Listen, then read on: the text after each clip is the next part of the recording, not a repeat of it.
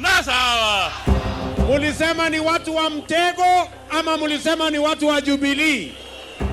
In the run-up to the 2017 general election, Kenya experienced a severe maize shortage that prompted the government to act. The government has refuted claims of maize shortage in the country, even as it moved to assure Kenyans that more imports will be made until the situation stabilizes. A Gazette notice by then Agriculture Cabinet Secretary Willie Bett opened a duty-free importation window, which would become one of Kenya's worst maize scandals. In this documentary, we revisit the 2017 maize crisis and document its impact on the Kenyan farmer.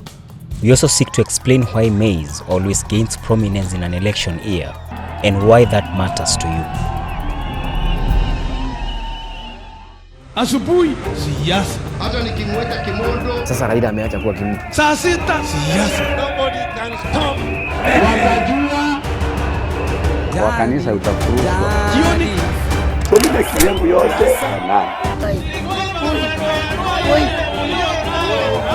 Almost trying to show, we can do without these people. Wanajulikana wale walikuwa wananunua mahindi kutoka Mexico. Waligula. Women should not compete for our spaces.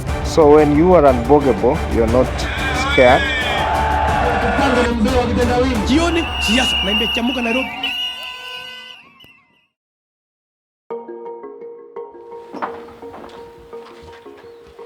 Long before the 2017 general election, Paul Marus, a prominent farmer in Uasin Gishu County, was farming over 1,000 acres of maize. Mimi napenda hii kazi kwa sababu hii kazi imeweza kunisomesea watoto na hiyo kazi imeweza kunichunga kama jamii tangu utotoni mwangu sijafanya kazi nyingine. Paul was among the 10,636 farmers and traders who supplied maize to the National Cereals and Produce Board (NCPB) during the 2017-2018 crop season. Nilipeleka mahindi ya 50 kilos, nilipeleka mahindi kitu kama kunia 62,000. But as Paul prepared to deliver his maize, numerous companies and unscrupulous traders took advantage of the duty-free importation window and flooded the local market with maize. The outcome was devastating to Paul and other farmers. Importation ya hiyo mahindi ndio ilitumiza kwa sababu ukijaribu kusikia zile pesa ililipwa sana, ililipwa mwezi wa 10. Na sisi huwa tunapeleka mahindi kuanzia mwezi wa 12 na Januari. Sasa zile pesa ambaye walilipwa ile Cartels ambaye waliweza kuimport mahindi ni kuanzia mwezi wa 10. By the end of April 2018, NCPB had received maize worth over 11.3 billion Kenya shillings, yet the total budget available was 9.9 billion Kenya shillings, which included 2 supplementary budgets. NCPB is said to have prioritized payment to traders and brokers at the expense of Paul and other farmers. As at 25th October 2018, 9.41 billion Kenya shillings had been paid out, leaving a balance of 2.81 billion shillings. This balance, which is yet to be paid, includes 1.4 billion Kenya shillings for 152 claims under investigation, 429 million Kenya shillings for 74 farmers whose deliveries do not match their authorized quantities by the vetting committee, and 271 million Kenya shillings for 44 farmers who collected their verification forms but never returned them to their respective depots. Paul is among those whose claims are under investigation. Kwa mimi sahi, mimi natai NCPP 69 million. Hiyo 69 million ni pesa ya wenyewe. AFC wanatai mimi 45. KCP na nitai 15 million. Paul is hopeful he will eventually get paid, but it's not clear when. The matter has been dragging on for 4 years now. Meanwhile, the interest on his loans keeps growing. Ile kitu imekuja kuniumiza sasa ambaye naumia sahi ni interest. Ile interest sahi kwa mwaka mimi nataiwa 8,400,000 kwa hiyo pesa ambayo nilikuwa nimeomba. Kwa hivyo hata ile mahindi nimelima nimesaitiwa tu na AFC ili nilime, lakini pure singekuwa nalima mahindi. According to the Senate committee which investigated the 2017 maize scandal, 3 companies were responsible for over half of the maize imported into Kenya from outside the East Africa Community and Comesa region. The companies were Hydripy Limited, Stantwave Limited, the Commodity House Limited, and the Holbard UK Limited. Now Shadali Akberali Merali is the managing director and 6.95% shareholder in Hydripy Limited. He is also a 50% shareholder in the Commodity House. Hydripy Limited was blacklisted and banned from importing sugar following recommendations by the Parliamentary Agriculture Committee in 2013. The Agricultural Food Authority did not enforce the license revocation. In the 2015-2016 Auditor General's report, Naushadali Emirali was named among owners of companies, including Hydripy Limited, which illegally developed warehouses on land valued at 80 million Kenya shillings belonging to the Kenya Ports Authority. Roshanali Akberali Mduji owns 6.9% shares in Hydripy Limited and is thought to be the same person as Roshani Emirali Doji, one of the original directors of Holbard Limited UK from its inception in 1977. He resigned in 1987. Gulamali Masumali Merali is a director of 3 companies of interest in Kenya: Hydripy Limited, the Commodity House, and Stantwave Limited, in which he is also a 50% shareholder, together with Sajad Alias Gahilji. He is also a director of Holbard Limited and Holbard Group Limited in the UK. Besides the 3 companies owned by the Meralis, other major importers of maize in 2017 included Export Trading Company Limited and Mombasa Maize Millers.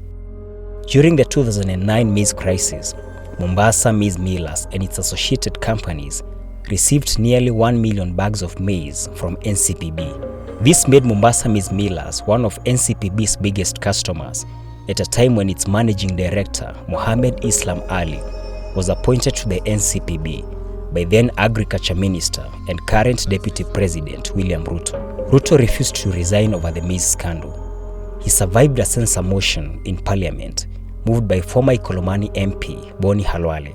Honorable members, the results of the division are ayes 22, noes 119, abstentions 4, total 145. The noes have it. And consequently, the motion is lost.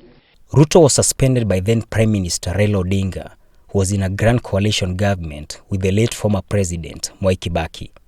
I am hereby suspending with immediate effect the following ministers for a period of 3 months. 1. Honorable William Ruto, Minister for Agriculture. But Ruto quickly dismissed the suspension. I have not received any communication from the appointing authority as Minister for Agriculture, and therefore I will continue to discharge the responsibilities of the Minister for Agriculture until that authority tells me I should do otherwise. Raila himself was linked to the maize scandal by the Departmental Committee on Agriculture, which investigated the matter. The members of Parliament, however, deleted the clauses that implicated Raila and rejected the committee's report on grounds that it was politically engineered and absolutely clumsy. When asked during the 2017 presidential debate about his alleged involvement in the 2009 maize scandal, Raila said he took the necessary action, including suspending 2 of his officers. But you need to know that I also suspended the minister in charge of agriculture, who had been giving his friends letters to go and take maize from the National Cereals Board, the current deputy president. But that decision was countermanded by the president. Both Raila and Ruto are top contenders for Kenya's presidency in the August 9 general election. Raila has the backing of outgoing President Uhuru Kenyatta and his cabinet, including Agriculture Cabinet Secretary Peter Munya. We asked Munya about the alleged involvement of Raila and Ruto in the 2009 maize scandal. Kuna wakati hata yametajwa katika sakata la mahindi mwaka 2009. Raila Odinga. Odinga hajawahi. Kuna ripoti ilitolewa hata huyo mwingine anasema alifutwa. Si alifutwa kwa sababu ya hiyo mahindi. Na yule alikuwa anasema afutwe ni Raila. Alisema afutwe kwa hiyo mambo ya mahindi. Alisema, so hawezi kuwa na wahusika na yeye anasema huyo afutwe. So yeye ndiye alikuwa amemweka huko. But even with the past maize scandals, Jonathan Meli, a large-scale farmer in Cherangani, Trans Nzoia County, says the formative years were better for maize farmers. Miaka za hapo nyuma, kama wakati ya serikali ya Kibaki, ukulima ilikuwa ni mzuri sana. Gharama ya uzalishaji ilikuwa chini kwa sababu serikali walikuwa wameweka maanane sana kwa upande ya subsidy ya fertilizer na mafuta diesel. Tulikuwa na mahindi ya kutosha. Kama mimi nilikuwa nasalisha mahindi kama gunia 4,000 kwa mwaka, na hiyo mahindi yote ilikuwa nikiuza National Cereals and Produce Board, ninalipwa pesa yote. Hiyo pesa nyingine narudisha banka, narudisha FC ama bank mali nimekopa pesa ya kufanyia ukulima, na ile pesa nyingine mimi nafanyia investment. Until recently, before the Kenyatta government rolled out the subsidy program, a 50 kg bag of fertilizer was retailing at nearly 6,000 Kenya shillings. This was out of reach to many farmers like Jonathan, who was hard to make adjustments in his farming. Kama mimi nimekuwa nikilima mahindi ekari 100, lakini kulingana na ile hasara nilipata kwa mahindi kuoza na bei duni, sasa nimeona mwaka hii kwa sababu gharama ya kulima iko juu, nimepunguza shamba kutoka ekari 100 na lima tu eka 10 peke yake. Hiyo ingine nimeshindwa kwa sababu sijapata nguvu ya kuweza kulima hiyo. Jonathan feels abandoned by a government which has outlined food security as one of its big four agenda. Soko wewe mwenyewe unajitafutia, na kwa ile soko unajitafutia wewe mwenyewe una control kwa mali yako. Mahindi mwenye ananunua ndio anakuletea bei yake, lakini wewe mwenye unauza una uwezo wa kuamua bei yako. Sasa utafuata tu bei ya mnunuzi kwa sababu yeye ndio ako na pesa, wewe uko na mali, uko na mahindi na unataka kuuza, utakubali kuusia kwa bei ya hasara. Last year, Jonathan says he sold his maize at a throwaway price due to factors beyond his control. Tuliuza mahindi kwa bei ya shilingi 1,800 mpaka shilingi 2,300. Lakini ilipofika mwezi wa pili na mwezi wa tatu mpaka saizi, tumeona bei ya mahindi imekuja kwa shilingi 3,000 kwa gunia ya 90 kilos. Lakini kulingana na gharama ya pembecheo na mambo ya mafuta na gharama ya leba kwa shamba, tunaona bei ya shilingi 3,000 bado iko chini. Msimu ya kupanda inaanza wakati wote kuanzia saa hii. But how much does it cost to produce maize in an acre of land? Kufikia saa hizi gharama ya kulima na mpaka kupanda kwa mwaka jana wakati mbolea ilikuwa chini, ilikuwa ni kati ya 40,000 na 45,000 kwa eka. Na kwa masao utapata kama umefuna sana ni magunia 25 kwa ekari. Gunia 25 ya kilo 90 kwa ekari moja. Na ukiuza kwa bei 2,500 ama 2,800, unaona unapata pesa kama shilingi 50,000 na kitu kwenda juu.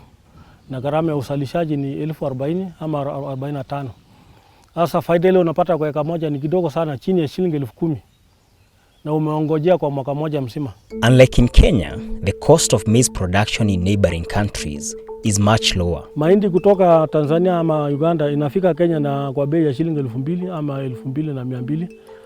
Na hapa Kenya sisi tunataka shilingi 3,000 ama 4,000 kwa gunia ya kilo 90 ndio tuweze kukaramia ile gharama ya usalishaji. Due to constant frustrations with the maize crop, Jonathan is now trying his hand in tea and dairy farming. Tunaona serikali imeweka maanane sana kwa sekta ya majani chai na kahawa, lakini sekta ya mahindi na ngano hatuoni serikali kama imeweka maanane sana upande hiyo kwa kusaidia wakulima kutafutia soko na kusaidia kwa subsidy ya fertilizer. About 40 kilometers away in Kitale, we meet Frederick Rono, who closely identifies with Jonathan's experience. He has been growing maize in Kitale for the past 2 decades. It is planting season here in Trans Nzoia County, Kenya's biggest maize producer, and the rains are almost due.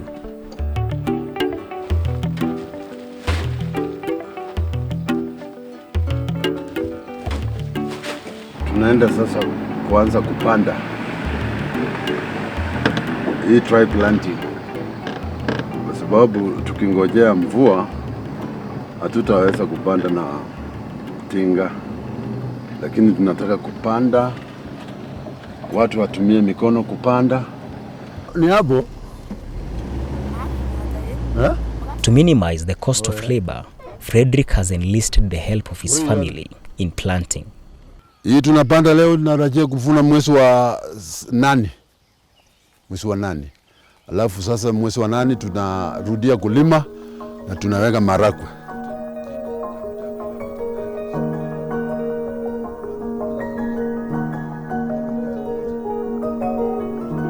Jikaze. Hii ni mbegu safi. Mavuno tutaipata mzuri.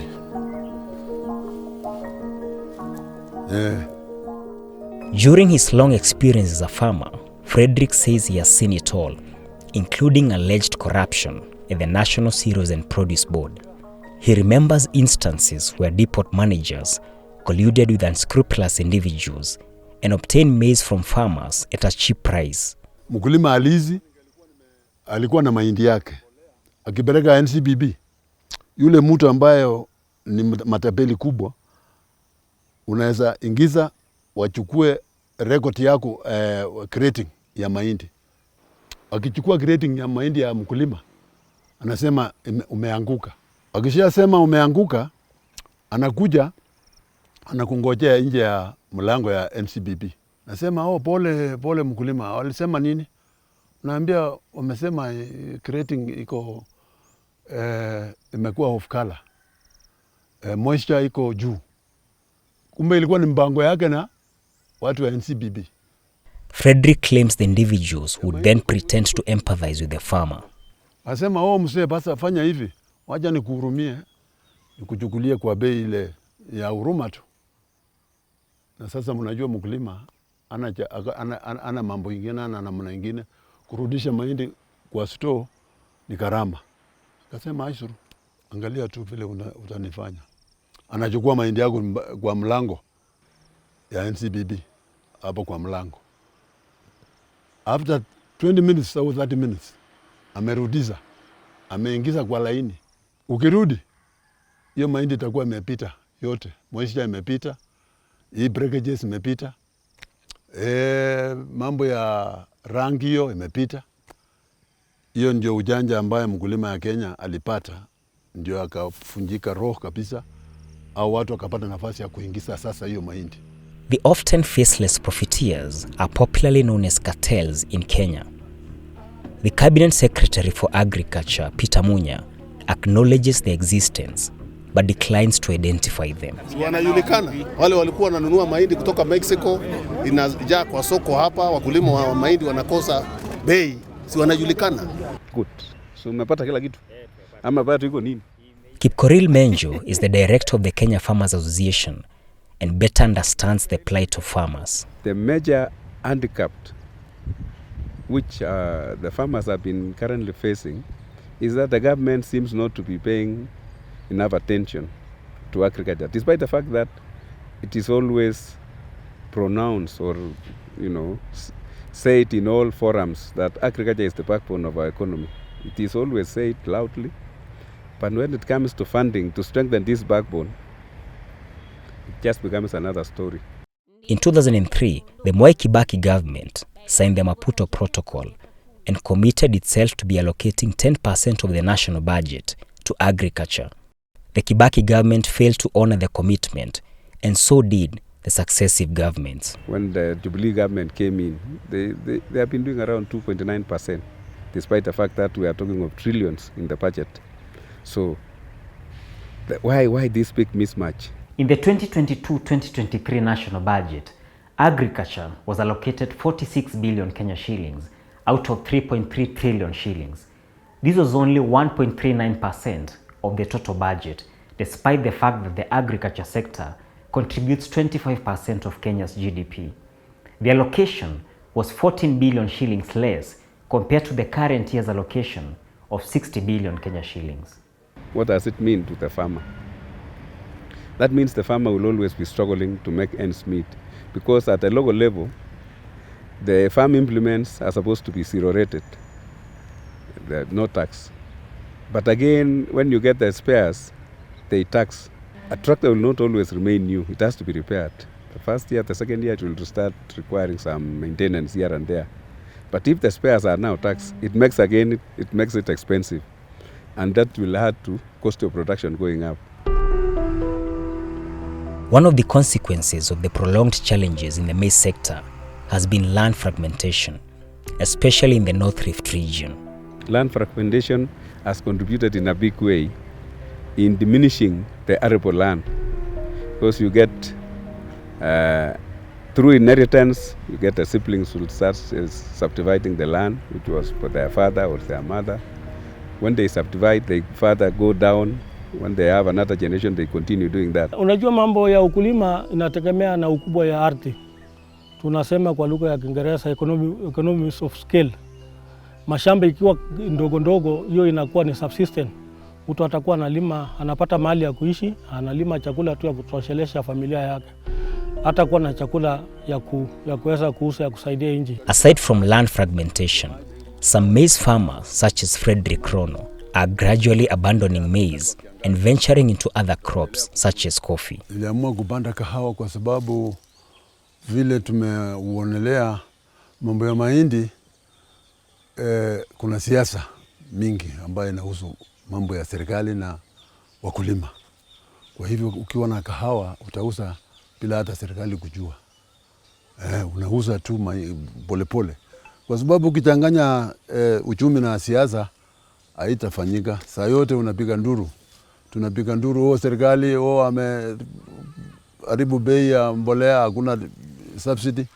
Lakini kahawa unaweka hata mbolea ya kondoo na itafanya mzuri, hata ya kuku, hata manyua ya ng'ombe inafanya mzuri zaidi kuliko kuweka mbolea. Kwa hivyo hiyo ndio imetufanya to diversify mambo yetu ya ukulima. And that's not the only catch.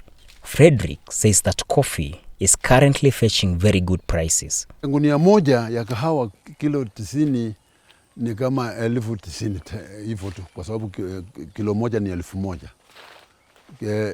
Hiyo ni gunia 30 ya mahindi. Gunia moja ya kahawa.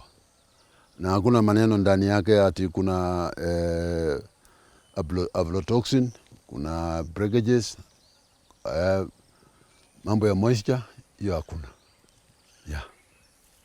Hiyo ndio faida ya kahawa.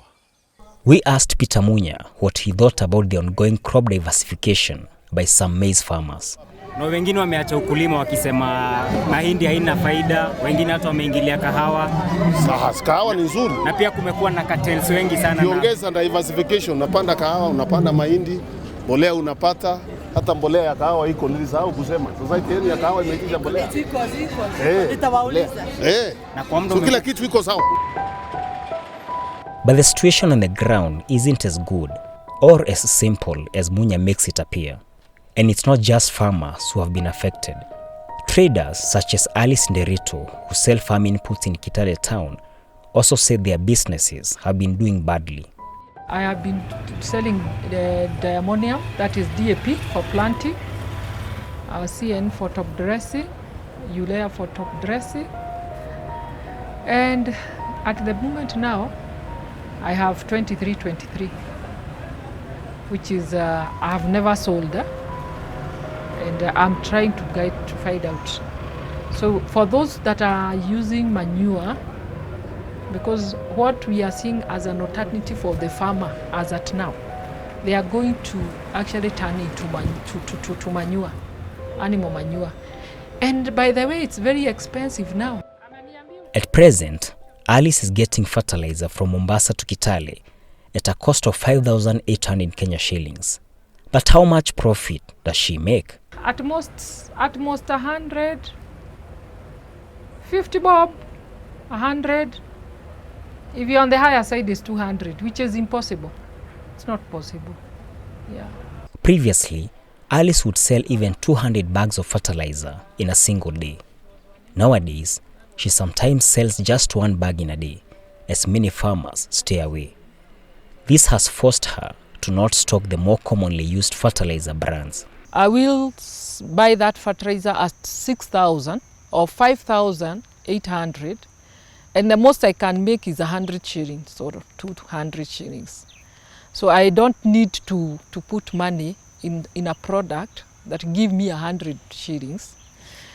And also now there is a possibility, and not a possibility, because most of my good customers are not having enough money now. So they all want credit. And I wouldn't want to turn them off that I can't give you. Because I also need, you have to pay cash, I paid cash. And since I don't want to turn them off, I better not have it. I'm at peace for not having that 100 shillings and hurting my customers, because he can see the fertilizer is here, but I'm not giving him. Although Alice appreciates the recent fertilizer subsidy announced by the government, she is concerned it will affect her negatively. When you stock a lot and they are not buying, you risk having the carryover. And this carryover turns to affect your finances. Because the next year, if the prices come down, you are done. As part of the measures to reform the maize sector and weed out cartels, Agriculture CS Peter Munya has stated that the government will no longer be buying maize from farmers, nor set the prices.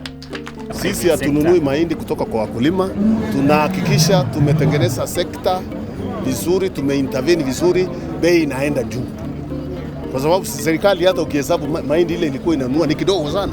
Mahindi ile nyingi unanunua na watu binafsi. So kudanganya watu kwa sababu umenunua mahindi kidogo umeweka kwa store, sasa umesaidia, ni ujinga. Mahindi ile mingi huwa inanunuliwa na private sector. Paul Marus, the farmer we met early in the story, seems to have taken the cue from the government. Due to frustration, he stopped trading with the government and now sells his maize directly to millers and private companies. Nimekuwa nikiuza mahindi NCPB, nimekuwa nikiuza mahindi unga, nimekuwa nikiuza mahindi hii kampuni ya Buffalo, na nimekuwa nikiuza mahindi hata kwa watu kutoka Nairobi. When we met, Paul had 8,000 bags of maize, which he planned to deliver to a private miller. Hii makunia kwa sababu ni 8,000, nafikiri kama ni 3,300.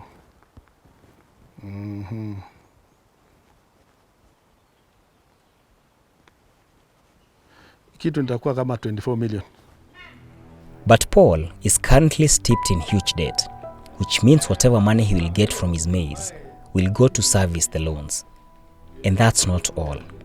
Paul is also facing charges of fraudulently acquiring 24 million Kenya shillings through irregular supply of maize to NCPB between 21st November 2017 and 24th January 2018. He denies the charges filed against him and 15 others. The case is ongoing at the Milimani Anti-Corruption Court in Nairobi.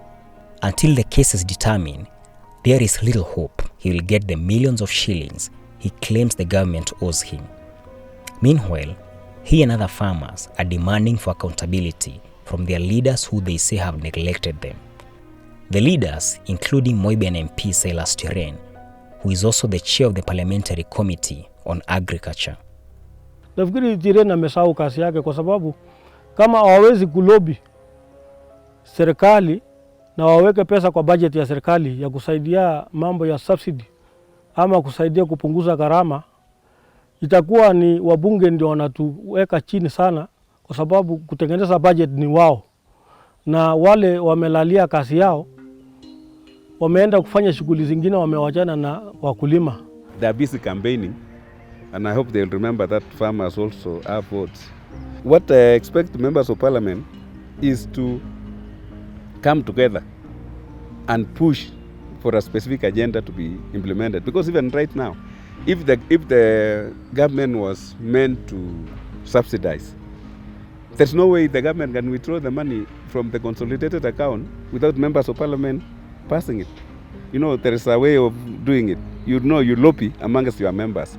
Maybe have around 30 standing at one given time, requesting for suspension of business of the house so that they address the issue of fertilizer. If they could do that, let me assure you, there will be reaction from the government. So if they don't do that, I mean, it is not going to be right for them to come and join us in trying to cry. I mean, to cry, telling the government to assist us, and they are the ones who are still part of the same government. Vile mimi nimeona uongozi ambaye tuko naye saa hii sina moyo. Na jaribu tu nilipe mateni, sina moyo. Tutaendelea na ukulima kidogo kidogo mpaka siku ile tutapata serikali ile inaweza kukumbuka sekta ya ukulima, na wakishatengeneza policies mzuri za ukulima tutaendelea kufanya ukulima, kwa sababu hiyo ndio kazi yetu, hatuna kazi nyingine. With many large-scale farmers like Paul and Jonathan reducing their maize production, Kenya is likely to face a serious food shortage in the near future. So that means the government will end up importing more food from outside. And importing from outside means we are highly indebted with the foreign loans. Now that means we are going to get another loan to import food, or rather use the meager foreign exchange we should have used for other things like medicine and materials, building materials from outside. We used to import food.